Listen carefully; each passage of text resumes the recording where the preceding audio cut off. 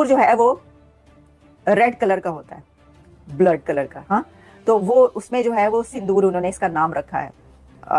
नाम बड़ा चुन के रखा है, मोदी साहब ने बड़े चुन के नाम रखे हैं, मैं ये दस रही हूँ, बहुत चुन के नाम रखा गया है। तो एक तरह से पाकिस्तान, आपको मालूम था 3 बजे तक उनके सारे एयरक्राफ्ट एयरबोर्न थे।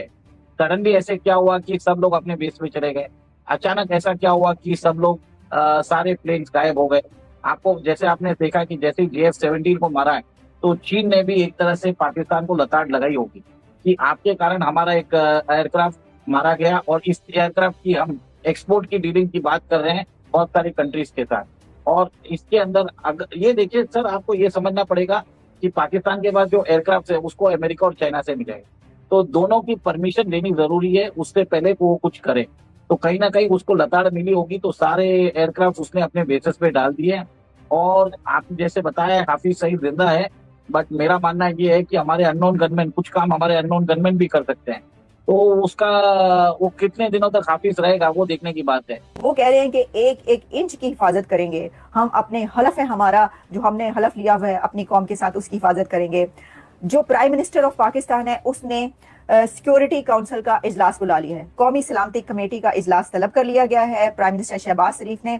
और उन्होंने जो अता तारन है उन्होंने कहा है कि भारत की तरफ से ये जो बुज़दिलाना हमला किया गया है इसके ऊपर हमने इमरजेंसी मीटिंग कॉल कर ली है सिक्योरिटी काउंसिल की। सिक्योरिटी काउंसिल ये वो वाली सिक्योरिटी काउंसिल नहीं है, ये जो अपनी कौमी सलामती कमेटी यानी कि मुल्क के अंदर की कौमी सलामती कमेटी है उसका इजलास बुलाएगा।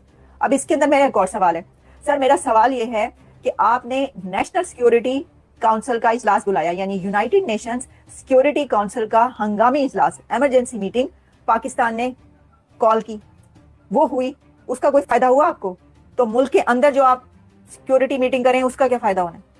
जब आपने पूरी दुनिया को कहा कि देखो ये हमारे साथ क्या होने जा रहा है, भारत हमला करने लगा है, तो नेशनल सिक्योरिटी काउंसिल का, क्योंकि परमानेंट मेंबर हैं आप, और तो कंट्री से कहकर, उसमें ग्रीस से भी कहा था, कहकर आपने इजलास बुलवाया, अपनी एक वो दिखाई कि हाँ ठीक है हम करते हैं। तो दोस्तों जैसा आपने देखा पाकिस्तान में जो अटैक हुआ है उसके बाद अब भारत से कोई प्रूफ नहीं मांगने वाला। इस बार जो अटैक हुआ है उसके बाद पाकिस्तानी स्वयं प्रूफ दे रहे हैं क्या हुआ है। लार्ज स्केल अटैक है, आपने देख ही लिया होगा वीडियो में। अब दोस्तों इसके बाद हुआ क्या है, जरा क्या F-16 की कहानी है वो भी आइए जरा जानते हैं, पर उससे पहले जरा जानते हैं क्या हुआ है एग्जैक्टली। देखिए 9 पाकिस्तानी टेरर कैंप्स को हमने, ठिकाने जो थे उनको लगा दिया गया है, उनको खत्म कर दिया है। क्रूज मिसाइल भी इसके अंदर यूज किए गए हैं। एयर स्पेस जो है पाकिस्तान की तरफ से बंद कर दी गई है, पाकिस्तान ने सारी अपनी एयर स्पेस बंद कर दी गई है। आर्मी ब्रीफिंग जो है वो 10 बजे है, सुबह 10 बजे भारत की आर्मी ब्रीफिंग की मीटिंग है। ऑपरेशन सिंदूर जो है वो इसको कहा जा रहा है। बहावलपुर, मुरीद के और मुजफ्फराबाद और जी कहाँ कहाँ पर हम आपको ये बताएं, मैं एग्जैक्टली क्योंकि मैं यही लोकेशंस में आपको बताती हूँ इस वक्त। मुजफ्फराबाद में भारत की तरफ से हमला किया गया है, कोटली में भारत की तरफ से हमला किया है, भारत ने हमला किया है गुलपुर में, भीमभर में भारत ने हमला किया है, सियालकोट में भारत की तरफ से अटैक किया गया है, फिर है चिकामरू में इंडिया ने अटैक किया है, मुरीद के में इंडिया ने अटैक किया है, बहावलपुर में इंडिया ने अटैक किया है। ये सब पाकिस्तान की वो प्लेसेस हैं, वो जगह हैं जहां पर इंडिया की तरफ से अटैक किया गया है।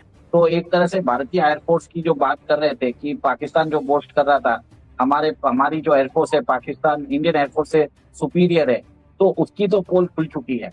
आपको ध्यान रखना चाहिए कि भारत की जो एयरफोर्स है वो ज्यादा बात नहीं करती है, वो डेमोन्स्ट्रेट करती है। आज उन्होंने दिखा दिया है।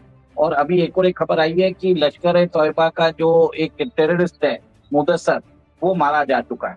और एक तरह से आप ये देखेंगे कि अब पाकिस्तान के अंदर उनकी फोर्सेस बॉर्डर की तरफ जा रही है। पंजाब के अंदर बताया जा रहा है कि उनके जो आर्मर्ड व्हीकल्स है, टैंक्स है, वो अभी बॉर्डर की तरफ उन्होंने उतार दिए कि दिखाने के लिए कि हम भारत के ऊपर कार्रवाई करने वाले हैं। वैसे तो ऐसा हो नहीं सकता क्योंकि इंडिया और पाकिस्तान की ताकत का कोई कंपैरिजन नहीं सर, कोई कंपैरिजन नहीं है इसके अंदर। आप क्या बातें कर रहे हैं? भारत की जितनी बड़ी मिलिट्री है, जितनी बड़ी माइटी पावर है इंडिया, पाकिस्तान कहाँ उसका मुकाबला कर सकता है? ठीक है रिटेलिएट करेंगे, 4 जंगें हो गई, किसने जीती है आपको पता है? आप मुतालिया पाकिस्तान में पढ़ा देंगे, चारों जंगें आपने जीती हैं, जो किताबें लिखी गई हैं और जो एनालिस्ट बैठ बैठ के